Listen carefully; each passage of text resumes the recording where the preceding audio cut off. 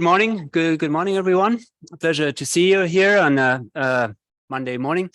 This is a session about the enabling environment to foster innovation, which is governance. Governance is absolutely central to that. It's one of the SIWI seminars. The SIWI seminars have usually 3 different components. Yesterday, we had an exciting first component on governance and innovation and wicked problems and catalytic communities. Some of that discussion might come up today again. This is the second session today where we focus mainly on the readiness for innovation, which relates to governance as well as to many other aspects. And we have a webinar tomorrow evening at 7 o'clock, which focus more on transboundary aspects. The SIWI seminar is co-convened by 3 organizations. The main lead of the organization yesterday was the Water Foundry. Well, Sani is sitting there. The session today is mainly led by IHE Delft. Nora, the speaker who I will introduce in a minute, was the main contact person, but IHE Delft was the main one of the 3 co-conveners. And the third co-convener is International Water Management Institute, which has the focus on transboundary innovation and governance aspects.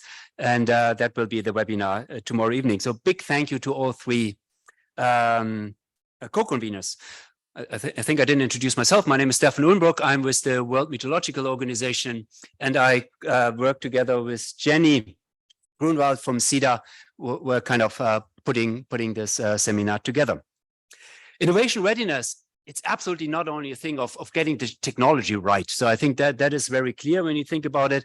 And if you just only in quotation marks have a technical innovation to get this on the market, might be much easier. But if you tackle all these social issues and things that require behavioral change and a lot of social complexities, it becomes more difficult. And probably most innovation to implement them and scale them needs all aspects. So we talk about a very multifaceted problem. It goes beyond technology and very much needs also the readiness of institutions, of investments, etc. Therefore, we have a session today, and we have 2 keynote speakers. The first presentation will be given by Nora Kauenberg from IHE Delft. And second keynote will be given by Johanna Köhler from the Free University of Amsterdam and Oxford somehow, I believe, somehow connected. And but I first invite Nora Kauenberg. Dr. Nora Kauenberg is an associate professor at IHE Delft. And she's an associate professor for water and social transition. So she seems to really address the complicated things. For the first keynote, I really invite Nora over. Thank you.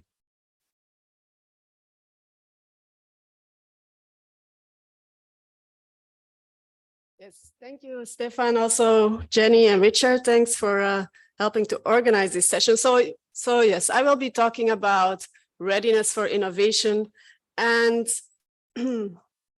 some months ago, I was teaching a class on innovative business models, and I was presenting the students a plan that, by the way, Anna here will know from a strategic river basin plan that was supported by the World Bank, where there was different scenarios, right, on how to come to water security. And one of the scenarios was about maintaining a lot of forest cover, and others were more developing dams and irrigation areas. And so I was asking the students, so which of these plans, which of these scenarios is going to generate more water security and more sustainable business? And immediately hand up, well, obviously the one where the forest is maintained, yeah? And of course made me happy. But then I was thinking, so why, if this is so obvious to this student, then why is it not that these kind of scenarios or these kind of strategies end up as effectively being recognized as bringing more sustainable business or more business per se? And well, there's a lot of questions about it, and some of these questions I'm going to share with you. So actually, I want to give you a heads up that we're going to do some Menti in this session. You can get into the site by just getting the QR code, or if not, you go to the menti.com and the code is there. And I will be putting up the slides as I go. Yeah, so you will see the questions coming as I go. So the first question is, so about this story, so why is it that we are not recognizing For example, this plan with a lot of maintained forests as bringing more innovation, as being more sustainable, more even business-minded. And for me, it is because there's a lot of innovation embedded in this kind of plans, yeah? And then the question is, so what is this innovation, or what is water innovation? So just whatever comes up, yeah, for you, what do you associate with water innovation?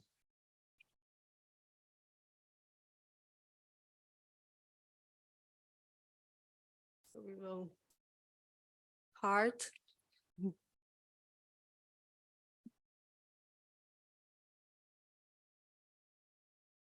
Yeah, it's about new ideas, game changers, nature, processes,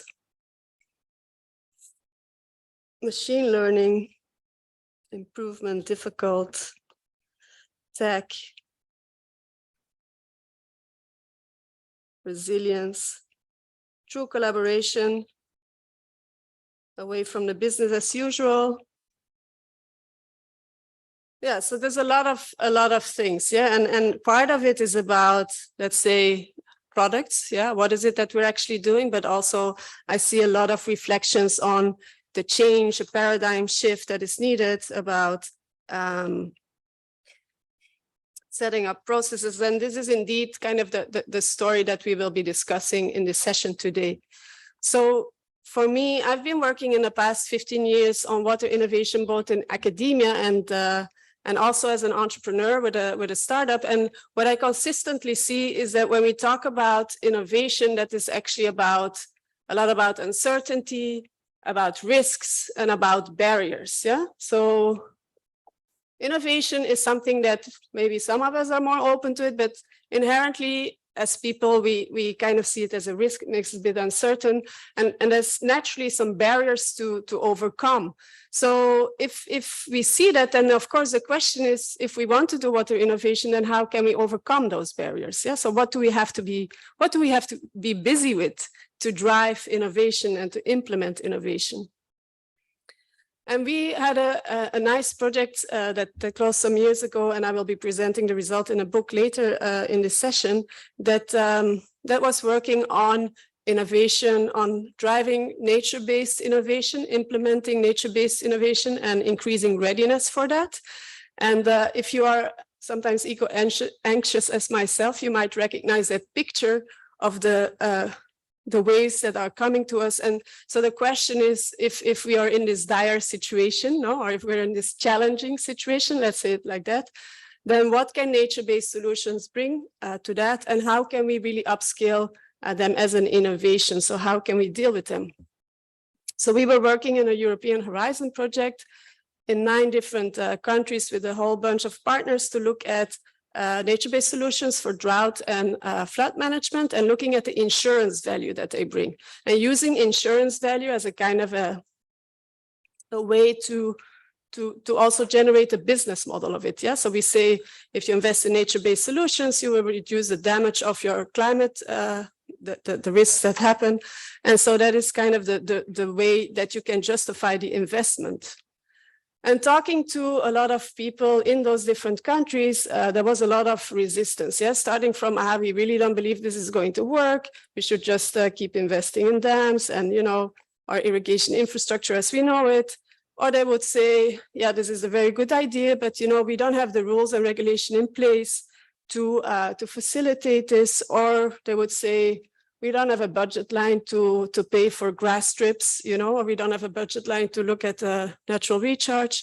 And also a lot of resistance in terms of, yeah, okay, let's say that we are going to do now nature-based solutions, but how can we make sure that, how are we going to measure that this works? Yeah? And what are we even going to measure?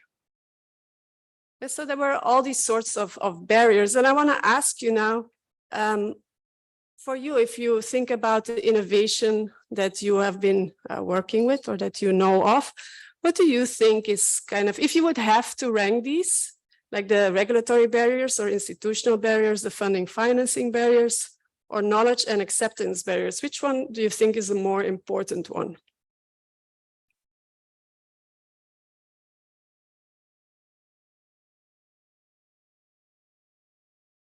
And of course, this question, yeah? Okay. Yeah. Should be open now. I intentionally didn't put all of the above as an option because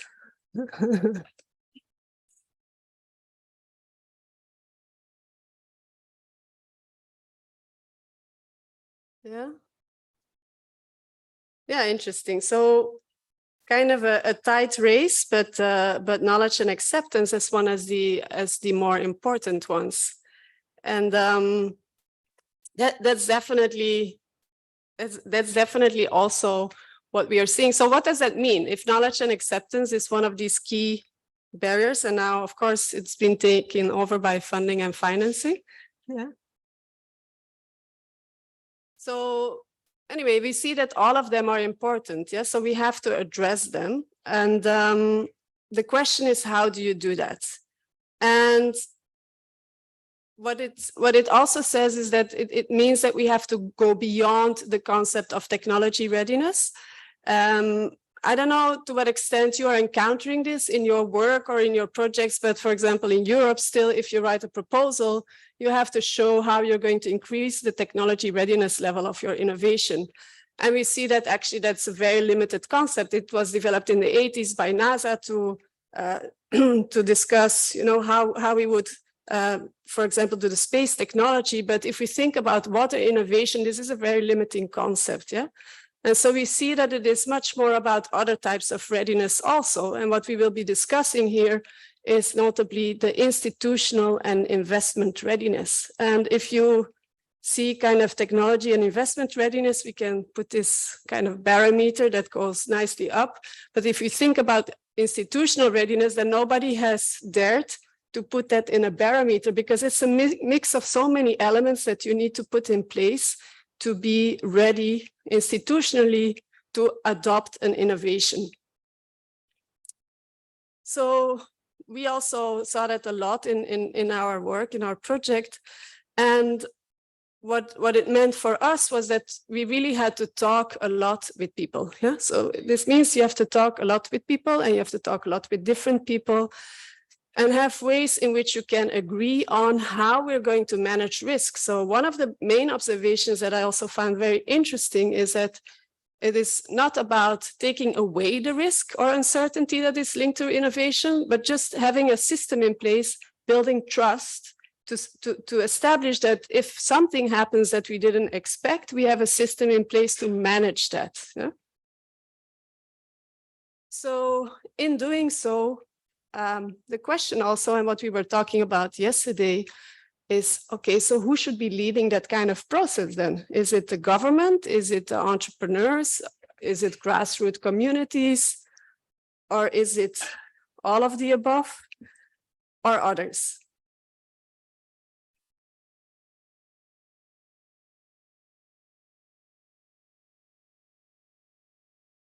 And I think so here with this slide, I mean, this kind of last teasing question, I will leave you with this, and I will ask the panelists to join me on the stage, because here we're going to start discussing different experiences with innovation and different, also led by different parts of this equation. Yeah? So we do have some government lead, but also communities, all of the above. And of course, I'm going to ask the people that said other to explain that later when we have our Q&A. Okay, so thanks a lot. So then now let me invite to the stage my dear colleagues for the first discussion panel. So we have with us Subhamita Kumar, who is the lead at the Indian Institute for Human Settlements. Also, please, Christina Poo, who is associate at Burnt Island Ventures, also finishing her PhD at Stafford University. And then Will Sarney, who is CEO of Water Foundry and also a partner at Water Foundry Ventures. So thank you for joining. And first, I would like to give you the opportunity to introduce yourselves. Yeah, so you have all quite some experience in innovation in different fields. Subal, can I give you the floor first? Thank you, and it's a very great pleasure. And I'm Shubha from Indian Institute for Human Settlement. I come from India. And for last 2 days, I was hearing here a lot of people talking on India, on water projects, exclusively on the Jal Jeevan mission. One of a part of 0.1%, I'm also working in that area. Today, my focus is going to be, it's on the community. We cannot talk on innovation like a community is innovated. Already it is there.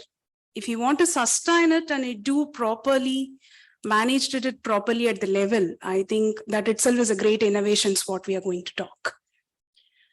So that is one thing. And the present project, what we are conducting now is that institutionalizing the women exclusively at the grassroots level in the water quality monitoring system on the field test kits.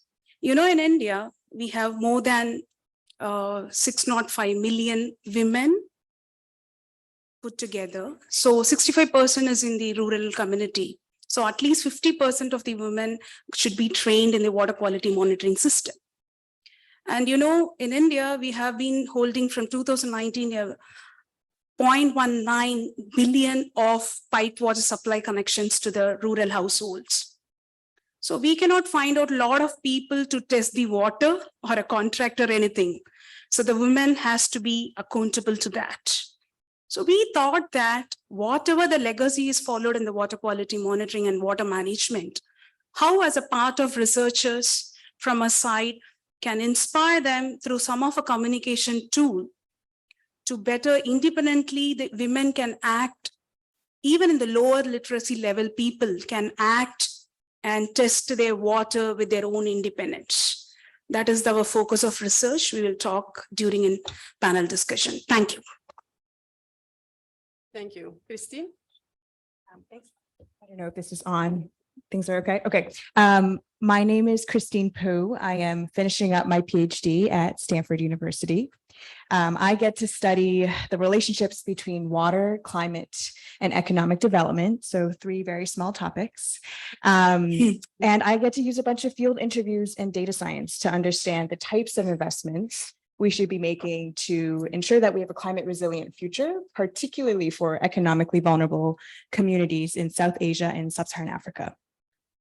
I also get to wear a very special second hat. So I recently joined Burnt Island Ventures as an associate. Burnt Island is a venture capital firm, a for-profit entity, and we invest in water technology companies at the early stages of their development. So seed, pre-seed, and Series A.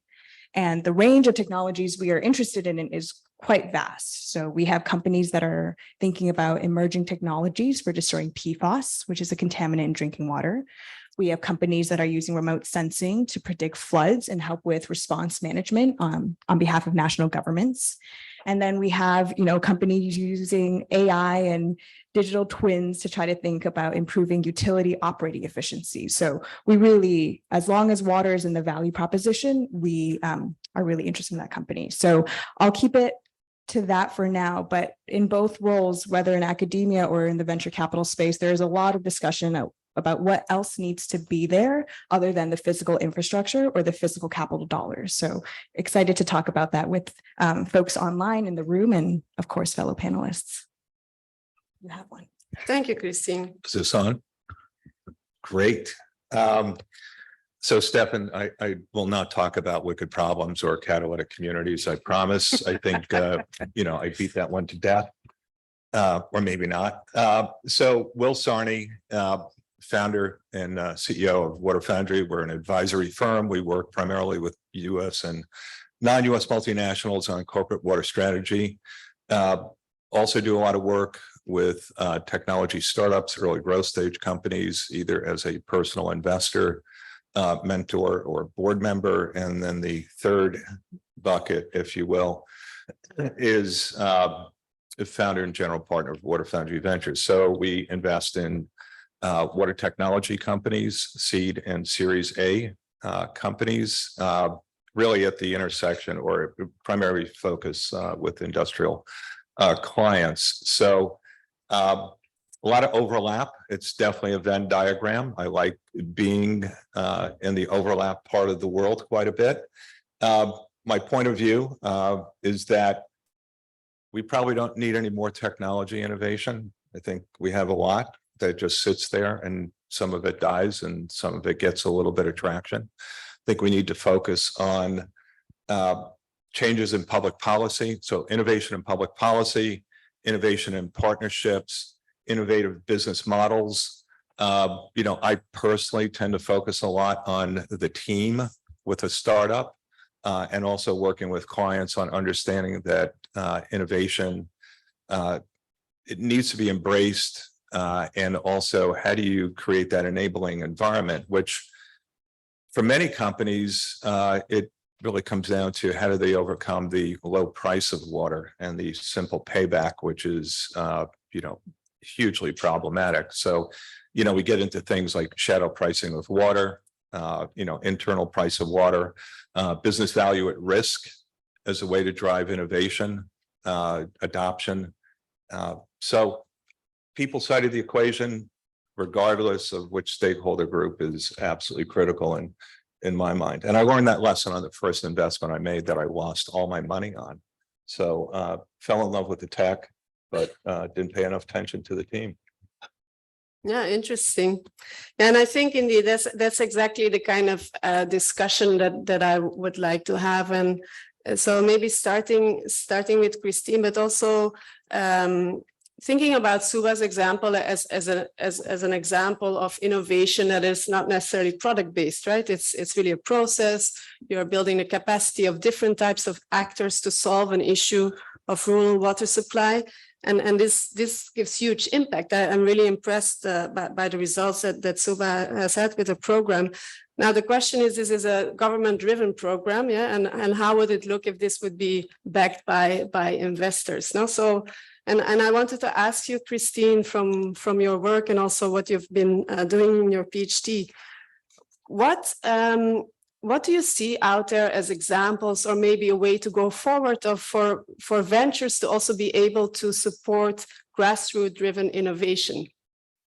Yeah, I mean, this is a big conversation. I definitely don't promise any answers. I feel like I hear the enabling environment term quite a lot these days. I see it everywhere. It's kind of become one of those buzzwords that you paste on things. And maybe the first thing that I'll start off with is there's not really one golden standard of what that could look like, right? What your enabling environment should be and optimize for depends on what you're trying to enable. And I know that sounds obvious, but in practice, we have all these neat checklists and best practices of what we should do without really assessing what's our objective, what are the mechanisms required to achieve those objectives, and which of these mechanisms are currently not working, and therefore where should we intervene?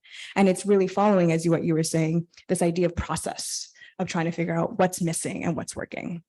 I'll give an example from my PhD work to the original question of what does it look like on the ground? So we worked in Eastern Uganda with a bunch of small scale irrigation projects, and we focused on trying to understand what allows for irrigation projects to sustain beyond the initial implementation. So when we build, which projects tend to stay and stay successful and which projects tend to just fail.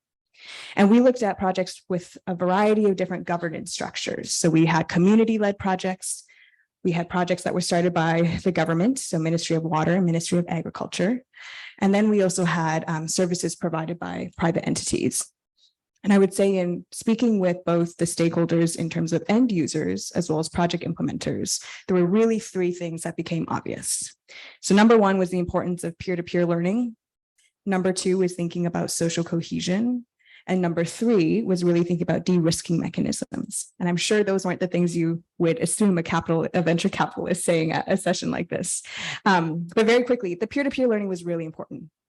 When we asked farmers, why did you start irrigating or why did you start adopting this new technology? Almost always, there was some statement of, oh, well, I saw my neighbor doing it, or I saw a family member doing it, or the Farmers Association had a demonstration plot and I was able to see the risks and benefits. That became a really important source of information, way more than what they would have believed and received if you had just handed them an information dialogue. The second piece on social cohesion was interesting because we found that in communities where there were already existing local governance mechanisms, for example, through local government, village savings groups, farmer associations. Those tended to have the existing infrastructure of garnering collective action or bargain power when there was conflict and when there needs to be like kind of a step up champion kind of action. I'm sure you can speak to a lot more about this in India as well. So the social cohesion piece was really interesting in terms of thinking about project siting and location. And the last piece I'll just briefly touch on was this idea of de-risking. A lot of farmers know about the benefits of irrigation, but they also know that you have to probably rent a piece of land close to water. You have to invest more in fertilizer and special types of seeds. You have to put in more labor and time. And so now we're asking all of these individuals to put in a lot of investment without any assurance that things are going to work out as pleasantly as we think it will.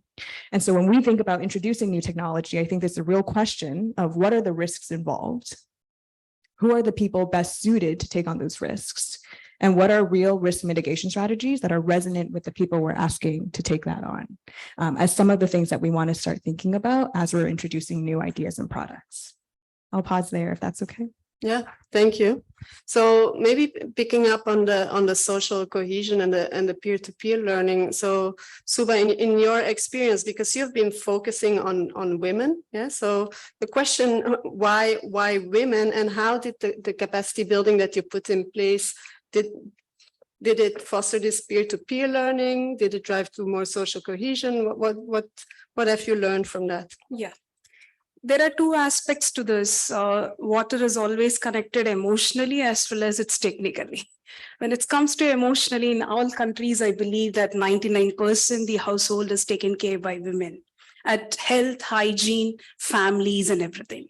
So water is direct connected to the women. Instead of touching somebody else and intermediating to the people of women, why can't we touch women itself directly to affect to this system? So that is one of a thing. And second thing is that women empowerment, people are speaking on gender, re-engineering gender equality, women empowerment. It's not needed the women empowerment at the leadership level. Women empowerment is needed at the grassroots level. What Kristen, everybody speaking, the technology also is going to deep root to the community. So if you identify a proper stakeholder at the community level, whom going to benefit, if we are directly affecting them through the community participatory approach, whatever you call peer learning, citizen science and everything, the benefits is multifold.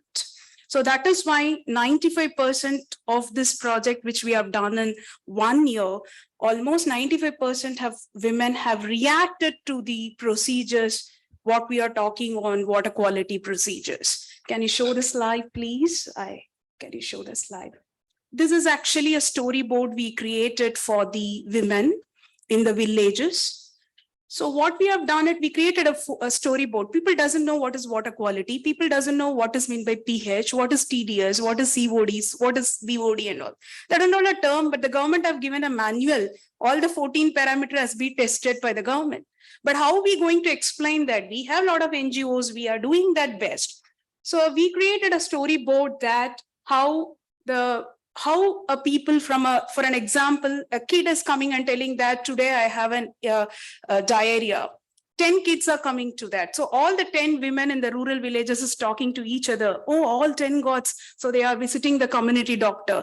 Community's doctor is telling, okay, what is the problem? What do you ate and everything? Okay, finally can we test the water?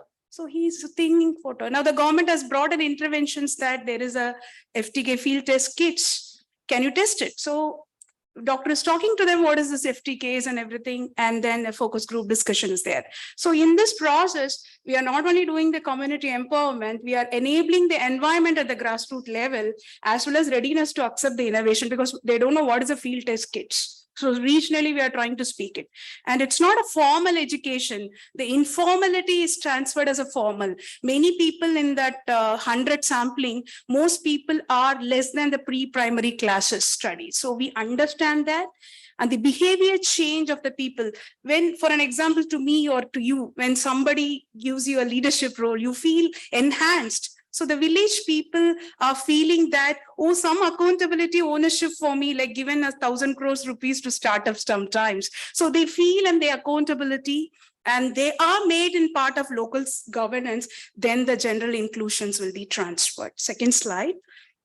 So, okay, There's only so one. that is one thing. So I can show the picture there, how we took the survey. People are shy to write the surveys, but once they are very great in 3 months to understand the process, they feel that they are like a water warriors in the systems. So if my team or if the organization can change 100 people, when globally, if people sits like billion of people can change, definitely. That's a community social change, which we are trying to make it to the policy, to the grassroots level, to the community intervention. Thank you.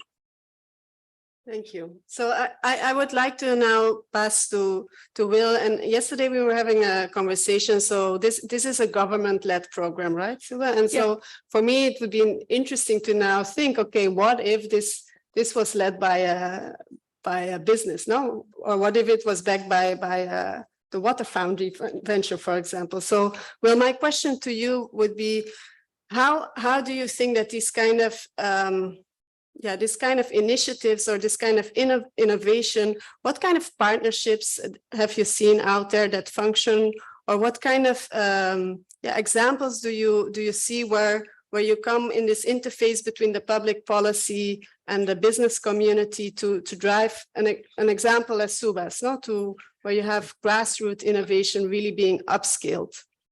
Sure. I think one of the more interesting things about innovation right now is with respect to partnerships.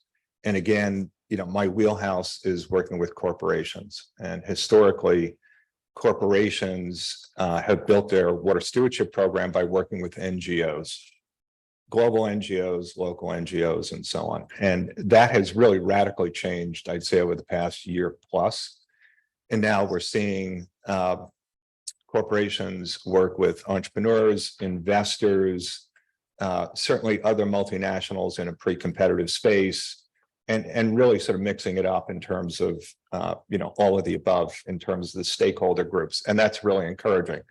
A few examples, no surprise, I come from the US. I'll talk about the Western US, which is undergoing aridification, and the work that Intel has done for really a number of years in the city of Chandler, working with them cooperatively on investing in water reuse infrastructure, which then gives Intel the ability to have a social license to operate, minimize or eliminate business disruption.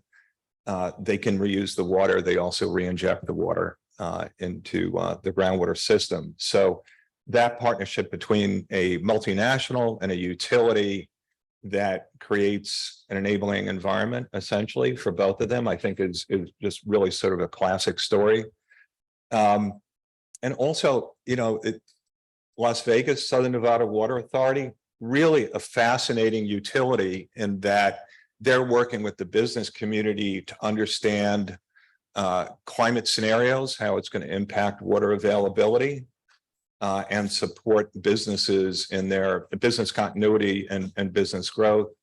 And then you also see partnerships between utilities such as Thames Water, Phytotech, which is a AI leak detection company, and Microsoft. And really just a few months ago, I would not have predicted that. So I think there's some really interesting partnerships that are showing up between the public and the private sector and entrepreneurs and NGOs. Thank you. And I think also the idea of this, the return on investment, no, that also we discussed with Christine earlier, like to what extent do you see that some of these innovations are able to give the return, or to what extent is impact investing already also somehow seen as a compensation for the returns? And I would like, well, both Will and Christine maybe can answer to that. Do you want to start, Will? Yeah, the return on investment for water tech in a multinational is hugely challenging because water has a very long payback period. And think about the tension between corporations that have set, ESG goals right? Well, how are they going to achieve those ESG goals? You know, they have to invest in technology. And if you can't, you know, have a reasonable payback period, then, you know, I don't see how you reconcile that. So more and more companies are coming up with a shadow price of water, or even better, which is quantifying the business value of water, even if the price is low or essentially free. So I think that's a really interesting aspect of this. This is always hard, right? So we are a venture capital firm. We have a financial responsibility to deliver a certain rate of return, a certain multiple on invested capital to the investors that have trusted us with their money. And that means that we have to make difficult decisions sometimes in terms of what we're optimizing for. Whenever we have a deal come through our desk, we're always looking at, to your point earlier on, Nora, about it's not that there are no risks. It's seed stage, it's early stage. There are risks associated with any business at this stage, right? They're pre-product market fit. They haven't really proven market demand right now, but they have a strong thesis. The benefit of venture is that we live in an ecosystem and community where people are comfortable with calculated risk, right? There's an inherent discussion about what risks are we willing to underwrite, and given the various outcomes that we see associated with exit opportunities, are we comfortable with operating with this margin of safety that we think will happen? So we do look for really strong product potential, very painful pain points, right? If you're able to deliver a service or a product that gets rid of something that gives people huge headaches in the food and beverage industry, in utilities, whatever it might be, that is where we really lean in for potential. I'll say one thing on the impact investing point.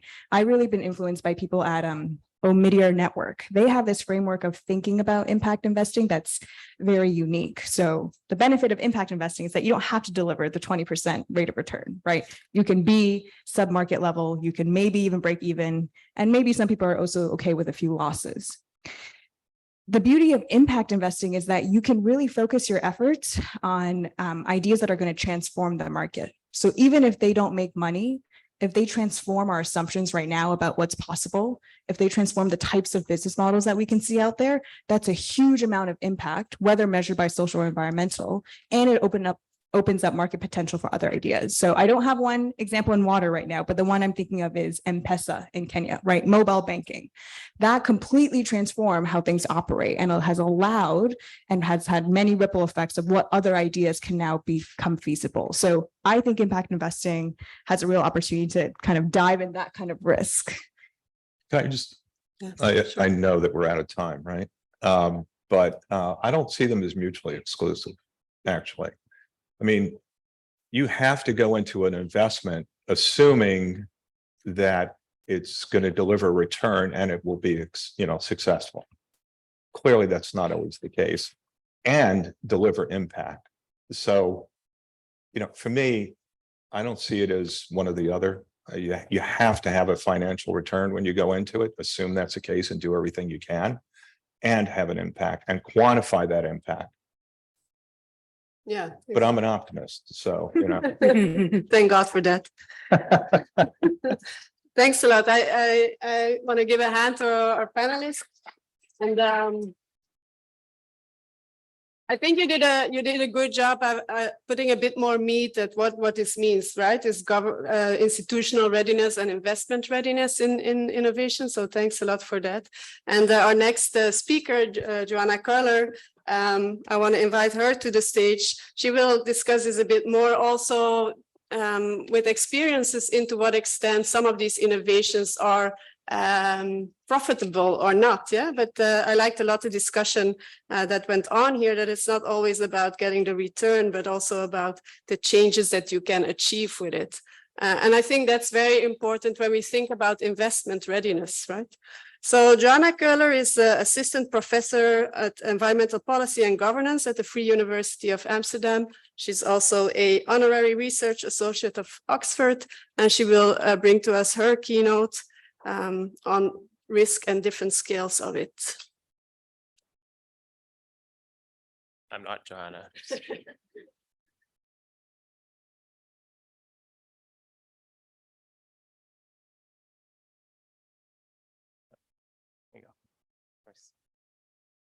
And thanks for inviting me here for a keynote. I'm very excited to be here with you. So good morning, everybody. Not all risks are equal. I would like to present a risk perspective on institutional innovation in water services. What would it mean if we ran out of water, if this glass here remained empty? 1/4 of the world population is currently without safe drinking water, and the majority live in rural areas of the global south.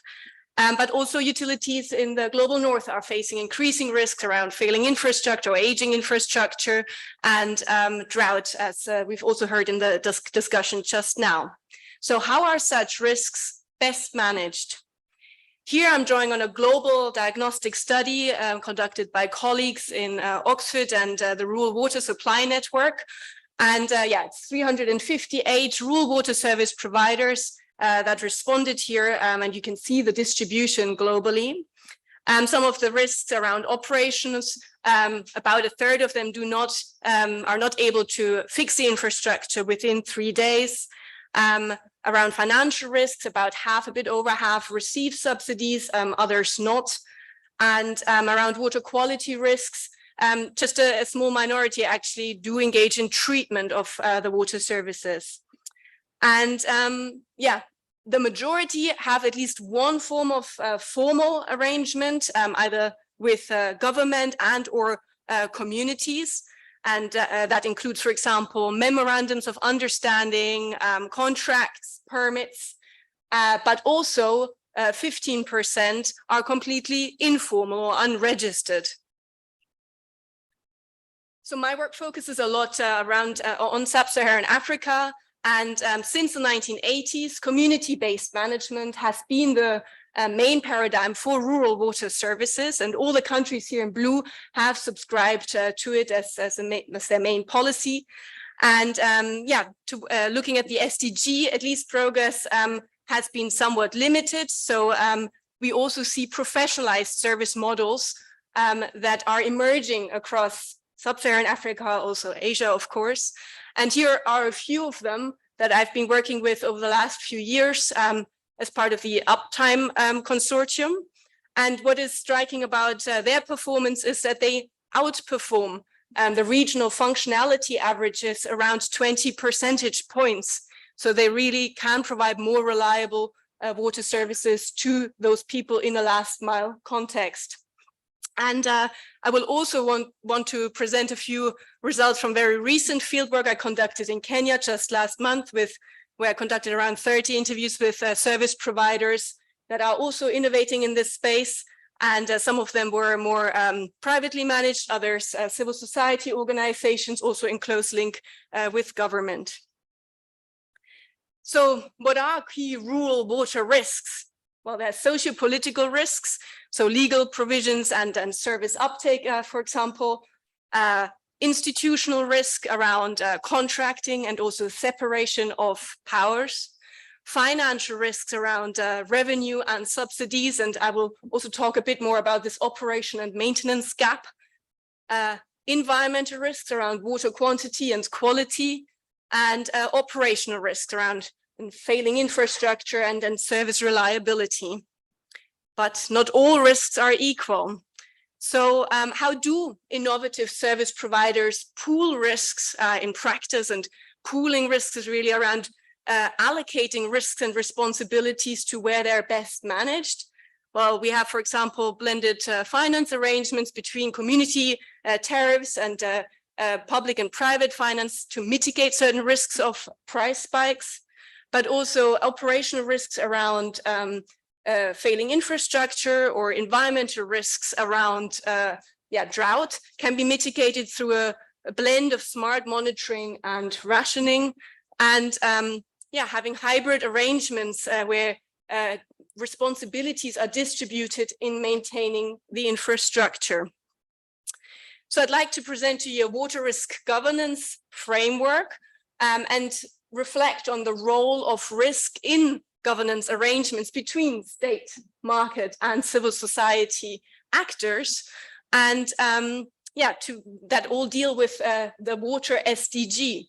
So often bringing the state, market, and civil society together in hybrid arrangements. So really, sharing and reallocating risks and responsibilities to where they're best managed can lead to more sustainable outcomes and also create value through risk pooling.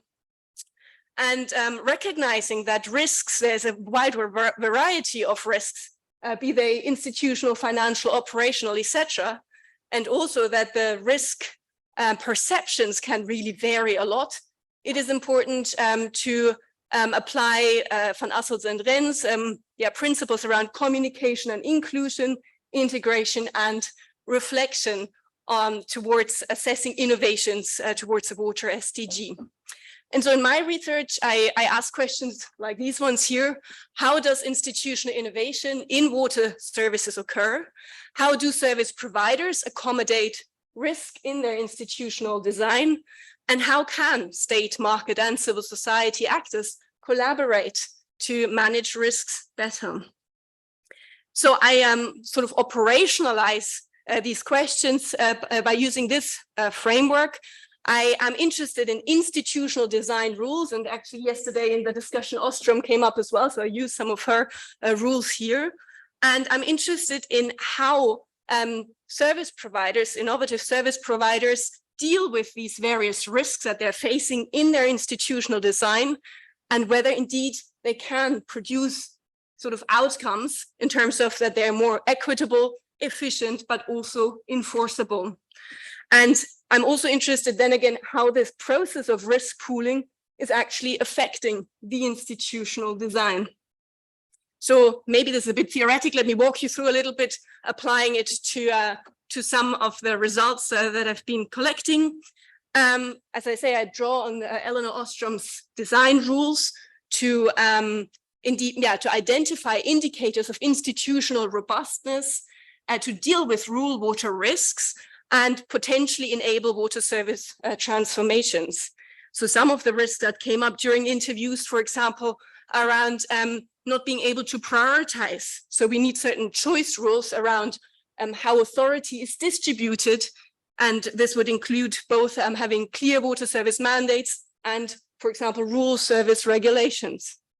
Other risks are around the lack of policy frameworks, and especially how financial support can be extended also to civil society or private service providers. So position rules can help here, and also having clear policy framework in place and a defined market for rural services, and often also exclusive service provision areas, so to sort of prevent competition where sometimes operations come in for a month or so providing water for free, especially around elections.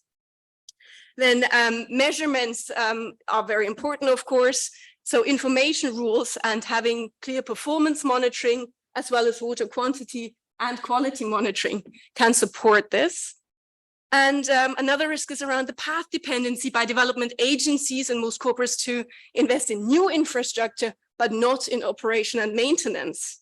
So payoff rules with having clear funding mechanisms, also ring fencing operation and maintenance, as well as results-based payments can help here. Another risk that came up is slow processes of ensuring county government or subnational government cooperation and financial support. So again, having decision rules that are developed in a participatory design, but also allowing the communities to get involved is important. And there's a difficult and lengthy process often in also getting recognized by a regulator as a rural service provider. So certain boundary rules in terms of the clear contracting procedures and also having room for renegotiating contracts at times are important, as well as, of course, accountability mechanisms. So innovation pathways, what do they require for rural water services, and drawing here especially a bit on the work in Kenya? For example, a clear policy framework and monitoring strategy. So Kenya's Water Act allows, for example, for hybrid arrangements that sort of pool risk a bit to be established. But we need obviously then further policies at a subnational level that clarify some of the mechanisms, like innovative financial mechanisms that can make that happen. So trust funds, for example, in Kitui County in Kenya, a water services maintenance trust fund has been set up that allows water user tariffs to be topped up with like private and public funding based on performance-based contracts, but also having institutional experimentation over a decade of Kenya's decentralization process that has allowed actors to align and also, eventually policy uptake to occur, but long time horizons here for sure. And then, innovative frameworks also need to be taken up at global policy level and in development funding strategies. So here's an example of how one of the service providers, Fundifix, featuring in this report on the state of the world's drinking water as an innovative approach. But what does this mean all at a global scale and at meetings, for example, like this UN Water Conference, to also bridge to our upcoming panel now? Here are a few reflection points on this work in rural water, but also this broader risk framing for the water SDG. So on the one hand, exploring the potential of these hybrid governance arrangements with public, private, and civil society representation to really advance more equitable outcomes, to integrate science and policy. So really having a bottom-up integration and then scaling of innovations also by government, as we've been hearing in the previous panel as well, and advancing an understanding of risk governance in the communication and perception and translation of water-related hazards into decision-making processes.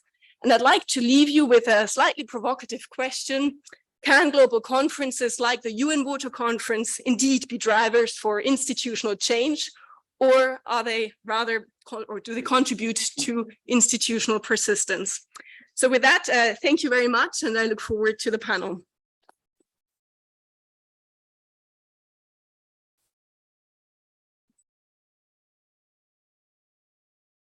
Thank you so much, Joanna. That was wonderful.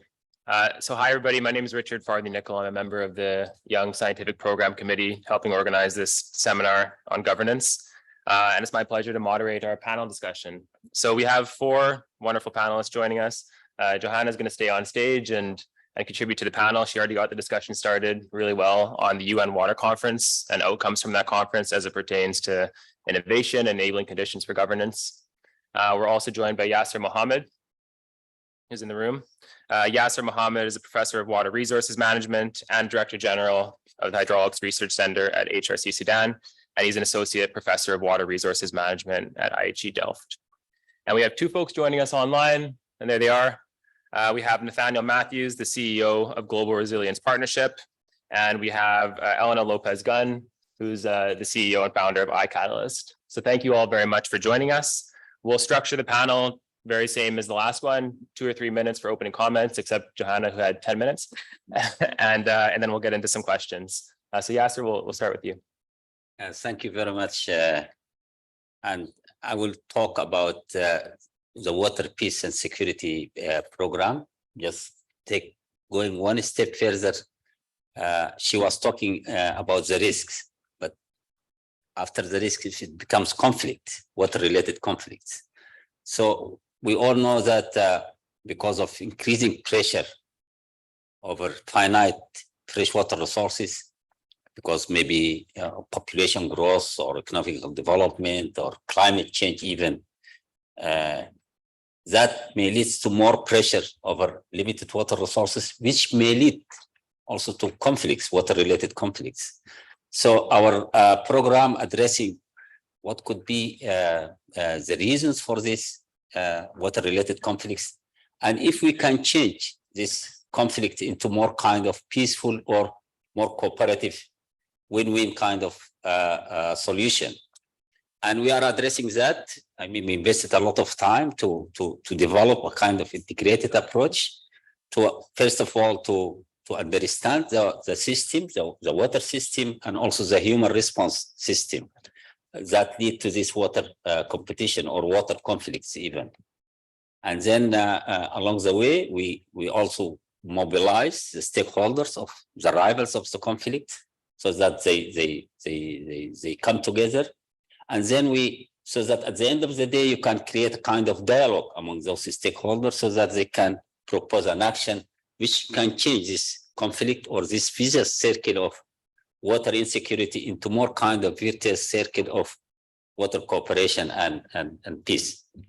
And in relation to this theme, which is technology readiness and institutional readiness and investment readiness, I will later on talk also about how this reflected to water peace and security program. Thank you. Thank you. Nathaniel, we'll go to you for your opening comments now, please. Thank you, and I hope you can hear me okay. So I wanted to reflect a bit about how water resilience can, and thinking and from a resilience perspective, can help innovation within the water sector. And I think, you know, the panelists that we've heard to date have done a really good provided a great overview on, you know, the challenges that we traditionally see, this lack of understanding of how investing in water can provide, you know, the timely and productive returns, the limited pipeline of investable projects, insufficient data, inadequate enabling policies, and apparent need for investment returns to be available over the short term as well.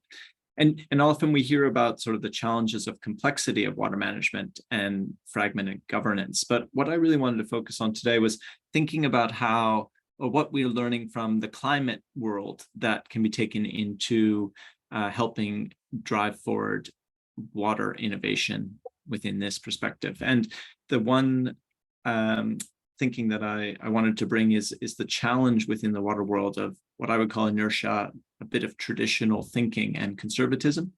I think the water sector has often relied on traditional methods of water management, which can lead to resistance to change. And there's a real need to overcome this inertia and promote new approaches that can be challenging. And the water sector suffers in some ways, like the climate sector, from this sort of split where you have a lot of people talking about WASH, which is obviously critically important, and then other part of water, which is thinking about its use in, especially in agricultural use, or thinking about flood management or irrigation, and like just linked to agriculture.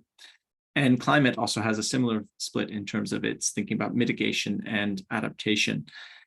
But I think when we're talking about water resilience, what we also really need to bring up into thinking is these ideas of how to manage water and innovation within this new reality that we're in. And that's where the climate and water come together so well. And that, when we're thinking about investment as well, also needs to adopt the ideas of redundancy, diversity, connectivity, adaptive learning, and inclusivity and equity. And the inclusivity and equity was well covered by Shubha, and some of the other panelists covered some of the other parts. But I think just this idea of moving away from this focus, this sole focus on efficiency, and bringing in this idea that we need redundancy and diversity within our approaches to innovation is really important here. And that's also key, because it's a recognition that this complexity of interactions that we're dealing with in the Anthropocene really, it doesn't allow for this simplification and linear thinking. We need to look at the feedback loops, the nonlinear dynamics, and other aspects to really bring this in. And then the last point I would just say is on the risk, which was well covered by Christine and others. But it's just the need to really, when we talk about risk from a venture capitalist perspective, that's the kind of approach we need. But translating that risk to the ground also needs to be done very carefully, because you can't expect people on the ground who are living on a knife edge to deal with risk. So while we need to take risk to get to innovation from investment perspective, we also need to bring risk very carefully to the ground and put in support structures for the people on the ground to manage it. And that's a key part of that is inclusivity and equity, and making sure that decisions are locally led. Thanks. Elena, your opening comments, please. And I do have your video link here, so let me know. Thank you very much. Can you hear me? Yeah, okay, thank you very much. Yeah. Yeah, no, I just wanted to, instead of speaking for 2-3 minutes, I kind of wanted to bring that one of the things that I think is going to be critical in the future is, as it says in the topic of this session, is actually nature. So I wanted to project the video on the project that Nora mentioned earlier, which is this idea that I think when we're talking about innovation, we also have to talk about innovation ecosystems. I think it was mentioned earlier, we need to think differently. I think the challenges that we have are so enormous that unless we think in a systemic way, I don't think we're just looking at different parts of the elephant. That's the, the famous picture, we all want, so the private sector touches the leg and then the public sector touches the trunk. But in fact, we need everyone. And I actually think we need innovation in the public sector. We need innovation from citizens, particularly because we're talking about massive behavioral change that we need at all scales. So I wanted to project a video that comes out, which basically is the kind of main finding from this project that, and Nora will present the book that has just been published about 2 months ago. And that hopefully, I think, is one idea that will come through. So if we could project that video, at least we will take one new idea away from this seminar, at least from this project. Climate is changing. The number of extreme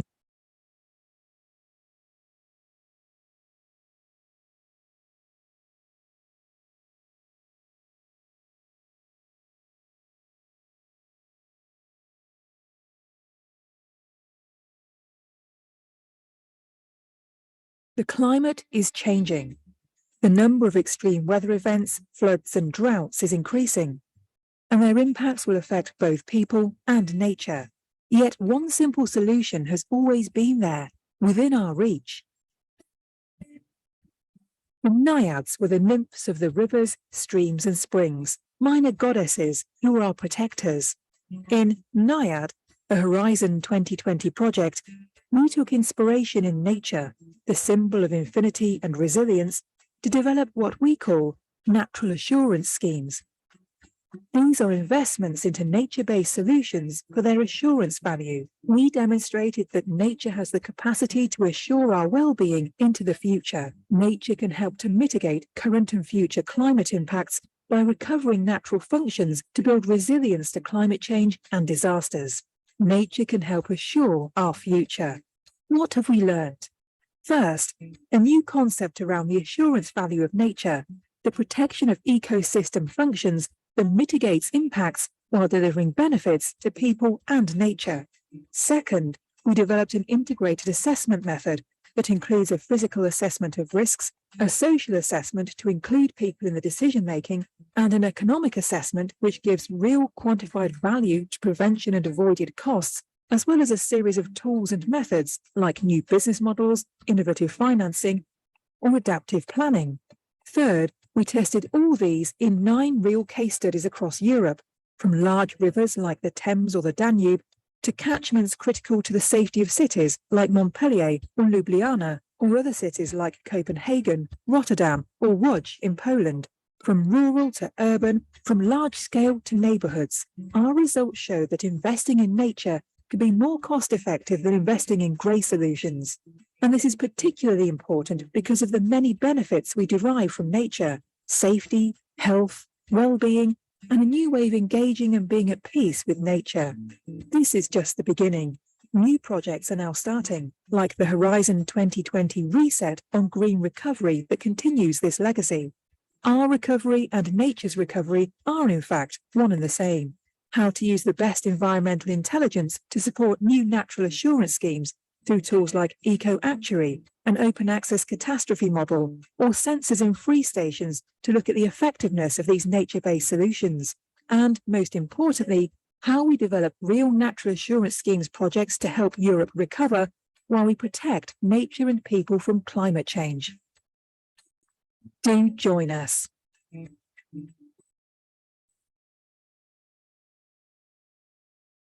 Thank you, Elena. Appreciate that. I want to get the conversation started to contextualize what we're talking about here today. Domestic in the Violence New context of South UN Water Wales Conference, acknowledges and that we start with live, Johanna work from and play Australia, on about unceded. UN Water Conference when it comes to fostering innovation and institutional investment readiness, whether it's if I can paraphrase, a catalyst for change or kind of guarding the status quo. So maybe we'll start with you, Johanna, we'll go to you after. Yasser. Yeah, okay, thanks a lot. And yeah, really a lot of different perspectives being brought together here. I think to go back to that question and looking at the large amount of commitments that have been made, I think now it's sort of over 800. At the time of the ending of the conference, it was around 700, and the World Resources Institute did a nice analysis of those commitments at the time, sort of looking into, well, actually only 28% of these commitments have funding allocated to them. I think about 22% had very clear targets for the outcomes that they were trying to achieve, and I think 12% or so were looking into cooperation beyond national borders and sectors. And I think that very much speaks to that need to really make sure that commitments that are being made at big conferences like this, and also using the space of conferences like that to create these types of hybrid arrangements, as I called them, but these collaborations between government, market, and civil society actors. To indeed, as Nate, as you were saying, it's beyond efficiency, but how is efficiency and equity, and making it sort of enforceable from a government perspective? How do you bring these three quite contrasting 3 E's together in sort of types of solutions? And maybe coming back to yesterday's discussion, they might not always be very clear or clean solutions, but indeed clumsy. So I think at least the commitments need to step up and be have the funding allocated and be in types of arrangements where actual catalytic exchange can happen. Yeah. Thank you. Yasser, was there anything that stood out to you from the UN Water Conference about fostering readiness for innovation or some of your other work? Yeah, I think, yes, building on this discussion of readiness, I mean, technological readiness, institutional readiness, investment readiness, which is, I mean, if I talk about the water peace and security program, it's good, I mean, but it's not sufficient. Why? Because water-related conflicts are very complex and context is specific. I mean, it's very difficult to generalize, but being comprehensive and holistic is already takes you along the way. And for example, in our program, we use models, for example, water models and human response models and all these state-of-the-art kind of science. We also, institutionally, we also try to get well engaged with the stakeholders on the ground, so that themselves they define the water-related conflicts and propose solutions through this long kind of engagement process. But we miss the link to investment. I mean, we mention it. I mean, the links not only investment, we call it development projects. I mean, if you want to change the water conflicts to more kind of cooperation, you don't need only development, but you need also like diplomacy, because the political side of this water conflict is also very much deep on it. And for example, we call it the 4 Ds. I mean, development, diplomacy, defense, even if you have a violent water conflicts, and also disaster, for example, to mitigate disaster. So technology readiness, institutional readiness, investment readiness, but you need also diplomacy readiness or political readiness. Also understanding you mentioned it, the socio-political dimension of it. But for example, now I show a slide in the morning showing the Sahel region in Africa, which extends from Ethiopia, Sudan, Chad, Mali, Niger, Burkina Faso, Guinea. This Sahelian belt, the rainfall there between 200 and 400 millimeter a year. And because of climate variability or climate change, it's getting very fragile. And what is astonishing is that during the last 3 years, there were 6 military coups in those countries. So is it a coincidence? That's a key question. I mean, major political changes in countries, how it would be related to conflict or to water variability or to droughts or to length of drought spells. So technological readiness is okay. Investment readiness is okay. Institutional readiness is okay, but you need more than that. Thank you. That's a great addition. Nathaniel, did you want to respond to anything that's been said or speak more on the topic of the UN Water Conference, key outcomes, and maybe as it relates to climate and water? Yeah, sure. Just a couple thoughts.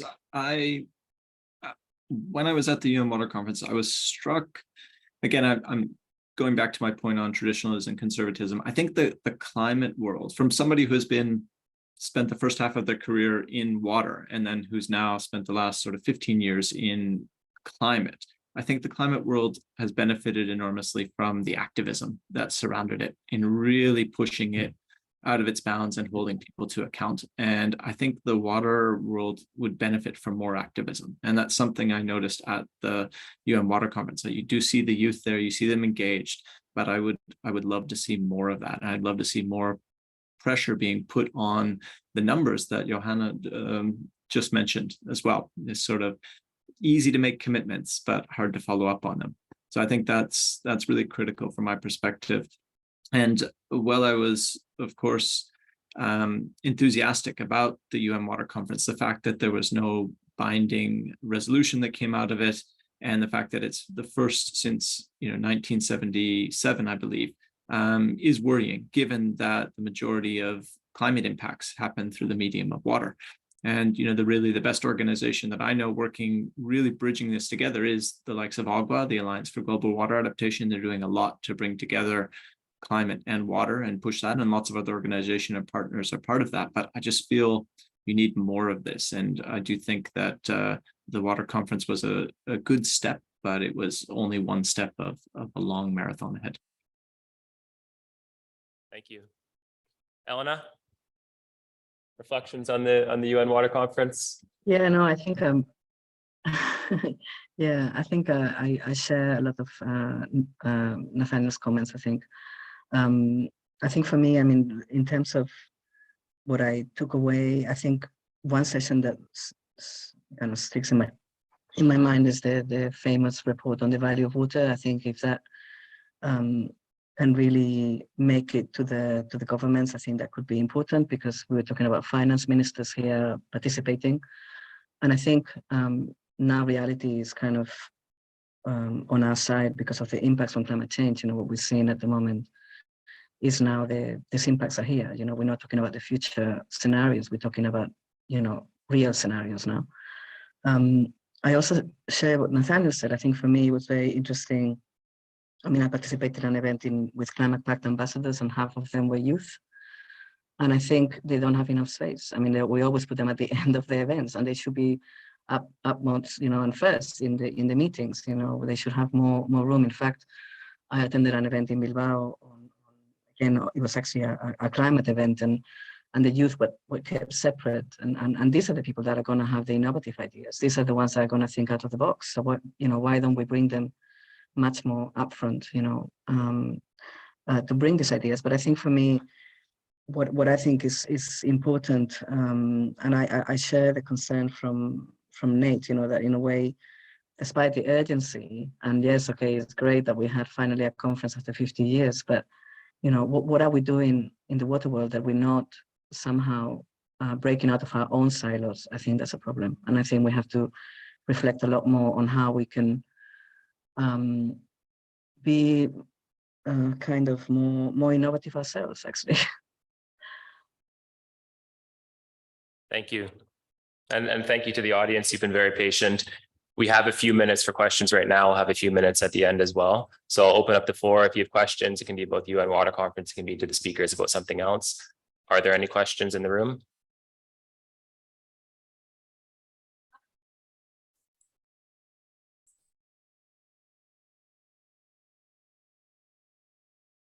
Okay, let's see. Can't use this touch screen there.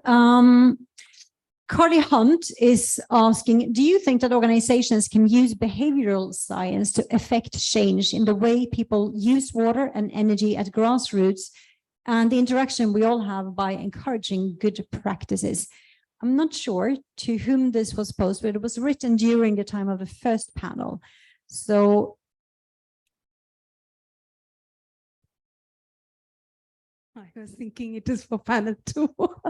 Okay, what is the question? Can you repeat it? Sorry. I think maybe this was more for Will or Christine. Do you think that organizations can use behavioral science to affect change in the way people use water and energy at grassroots and the interaction we all have by encouraging good practices? Sure, that is why we have seen in this 1-year gap that even you give procedures and everything, the cross-cutting is at last, it's a behavior change. And parallelly, we have also touched upon the energy side also, because the rural programs are going parallelly. One is on the rural electrification, rural water supply. So both have complemented each other. And then that has enacted them, even the behavioral changes, responses also, reflections in the day-to-day life that we can see that. But for that, we have to educate them in a proper way that that vernacularly to get into their mind. It's not just like that an IEC activity is only there. The behavior change in some state like Odisha in India, it took 10 years for one district to get that they want to build a sanitation system for there before Jal Jeevan missions and everything. It took 10 years to understand that latrine is required actually. So these are the behavioral changes which we feel it. It depends upon the regional side. Yes, just adding to that, in the NIAD project, for example, the video that Elena was showing, part of the integrated assessment that we were doing was also using some behavioral science, at least, you know, the agent-based modeling, to see if you bring in different scenarios or different type of risk pooling, how do people respond to that? How likely are they to adopt a certain a certain technology or a certain kind of response? So I think definitely, but I would also be interested to see to what extent this is also something that Will or Christine are seeing. There are a lot of really wonderful companies, ideas, projects in general. And I think in the water and energy conservation space, a part of it, like ohm meter, I'm getting the name wrong, but they basically have a smart system in that measures your energy consumption. It gives you some more detailed information of here's an opportunity to use less energy. You can sell that energy back to the grid and earn, you know, whatever it might be, a credit towards your future bill. So I think behavior science is going to be a fundamental piece of anything that we do, private, government, or philanthropic. I think the whole point of this movement is to trying to change behavior. So whatever science we can pull from psychology, organizational behavior, I think is only going to move us forward rather than help us stay in the status quo. The only thing I would add is that, yeah, absolutely, behavioral change is going to be critical in all of this. But it's only going to work once we have smart water homes, smart water buildings, and right now we really don't. So we think the big investment opportunity is really digital tech and the built environment. Okay, do we have any questions in the room? Or should I? Yay, here we have one. Hi, Kyla Gregory, Green Power Technology. Maybe a question for Joanna, maybe a question for the finance gurus, but thinking about, we're an A&E firm, we're an engineering and architecture firm, and I think about investments, and I think about scale, and I think about how can we better leverage large infrastructure investments to catalyze some of the governance changes that we're all looking for. When you think about government's investment and their willingness to sort of shift governance, shift policy, shift financing strategies, a lot of that starts with those really big infrastructure projects. And I don't feel like we often talk about that and how we can use that to catalyze sort of downstream, sort of rural, peri-urban, scalable governance models. Okay, who wants to take that? Who feels inclined? Comment. Online folks. Well, I'll take a start and maybe somebody else wants to take it. But I think it's very much about the scale that you're mentioning, right? So you have the large scale, maybe through multinational companies and development agencies, whoever might be sort of financing the large infrastructure projects, and then the local communities. So how do you leverage it. I mean, it's very difficult, I think, to ensure that everybody asking questions on who's at the table, and then which metrics are being used, and which stakeholders are actually coming together to then collaborate, so that the rural communities are integrated in some form to benefit also from these infrastructure projects. So I think it does come back together to these types of mechanisms where the risk perceptions will vary massively across the stakeholders, and trying to find spaces to negotiate around these risks, and then come to responses that everybody somehow can leverage in some form for their own development. But yeah, maybe someone else wants to add to that. Well, I can add, and maybe it's a bit challenging, the idea of the large infrastructure investment, because what we have been working on a lot is that it's actually the aggregation of a lot of small infrastructure projects, and that aggregating of and looking at how then also the risk and benefits are moving through these different aggregated projects. That's the real challenge, but that's also where the innovation lies. So typically when we think about these nature-based solutions or investing therein, it's often about doing that at several locations, small infrastructure, and convincing people that are used to investing into large infrastructure that now they have to go and invest in aggregated small projects. That's really part of the innovation that we're working on.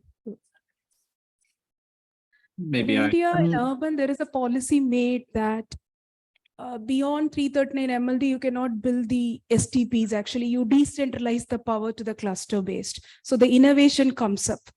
We can make, instead of 100 STPs, can be done 50% innovation, 50% on the engineering designs. So the decentralization also, it's working clearly in the innovation side, not as a centralized unit. Nathaniel, did you want to add to that?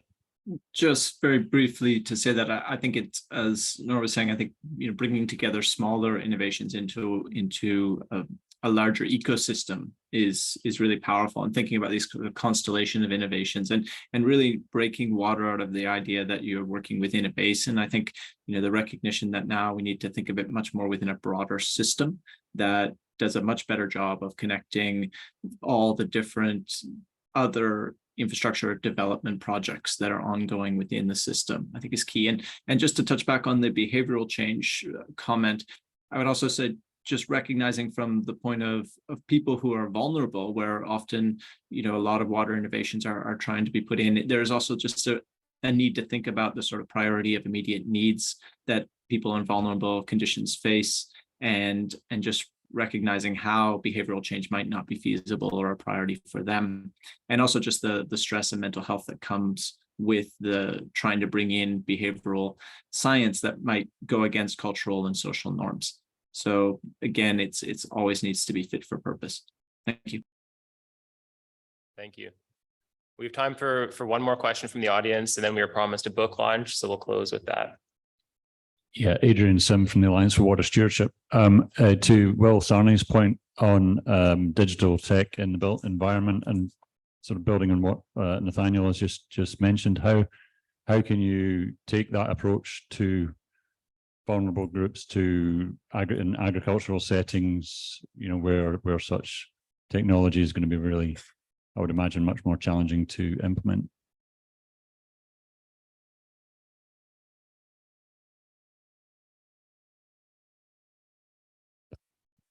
Okay, who do we have for this one?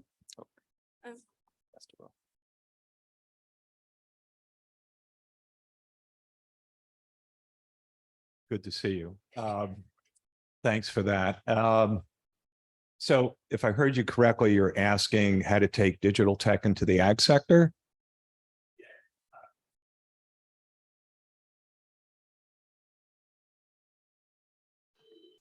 Ag sector, but also those who are harder to reach.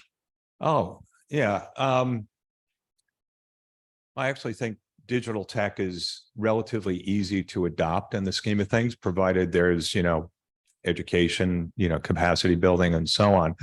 It's certainly more affordable in a lot of ways than hardware. I think the challenge is who pays for it in the ag sector, in particular smallholder farmers. So my view is that it should not be the burden to the ag sector. It should actually be with the manufacturers, food and beverage companies, and also consumers.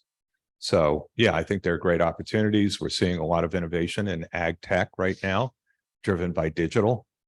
It's a matter of who's going to pay. If that didn't answer your question, we'll be done in 5 minutes, so we can chat. Can I just say, who's going to pay, but do they actually want it? Is this what the farmers, the communities want, or is there a danger that then this innovation will be imposed on those who have less power? We'll go to Johanna for 30 seconds and then we'll go to Nora for her book and then we'll be done. Sorry, we're out of time. Okay, well, just to add one point on this, I think even in the sort of context of rural water services in the last mile, I think what you're also referring to, I mean, there are sort of AI innovations, if you like, around smart sensors in hand pumps, etc., that are being installed. And I've been working with a group also working around that. And indeed, I think on the one hand, it can enable having water quantity monitoring even at those remote water points and then build performance contracts that I was talking about. It can also help around measuring groundwater levels and changes in those. So actually providing also information in a sort of data scarce environment. But as you say, I think the challenge is then where's the funding for it coming from, and where can how do you then use this information for the institutional and financial mechanisms that really will carry out those solutions at a larger scale as well. Yeah. Thank you, speakers. Thank you for all the questions. I'm sorry we have no more time, but I'll call Nora up and she's going to speak about her book just to close out the session. Thank you.